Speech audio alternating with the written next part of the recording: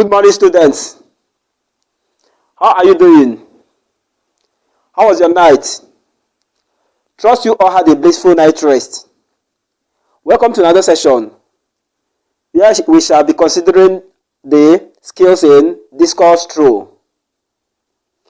After we have discussed the facilities and equipment in last class.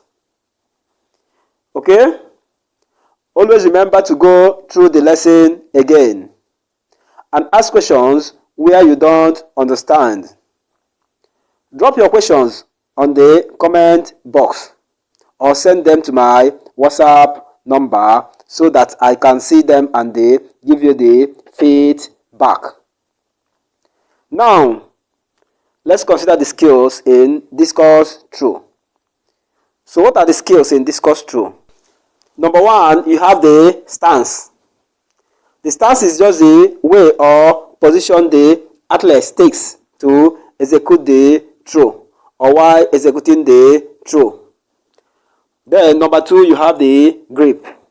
The grip is the way the athlete holds the discus. The discus is held with the open palm, with the fingertips holding the rim or the edges of the discus.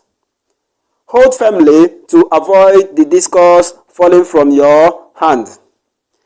Note that the proper grip will enable the discus move swiftly in the right direction. Okay? Another one, we have the throw. In throw, we have a standing throw, which is typically used by the beginners. In this style of throw, the athlete takes his stance in the throwing circle, then swings the discus in a forward and a backward movement before releasing the discus into the landing sector. Okay? We also have the rotation throw or the spin. As the name sounds, it involves a rotational movement.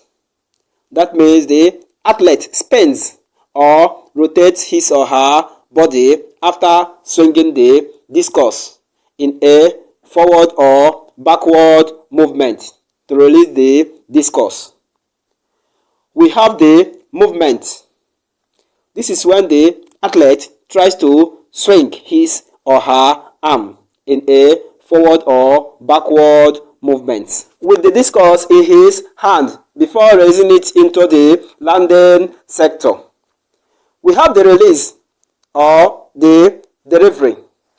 This is a phase where the athlete has to release the discus into the landing sector after the backward and the forward swinging of the arm. Then you have the follow through. This is where the athlete tries to guide the discus, okay? That is the thrown discus, okay, into the landing sector. Then another one, we have the recovery. This is when the athlete tries to maintain or regain balance after the release of the discus, so as not to step across the line or outside the circle before the discus lands, as this will lead to disqualification of the throw. Okay? These are the skills in discus throw. It can also be referred as the phases in discus throw. Now, next we are going to look at the rules and the regulations in throwing event, but that will be in the next class. For now, have a nice day and see you then. Goodbye.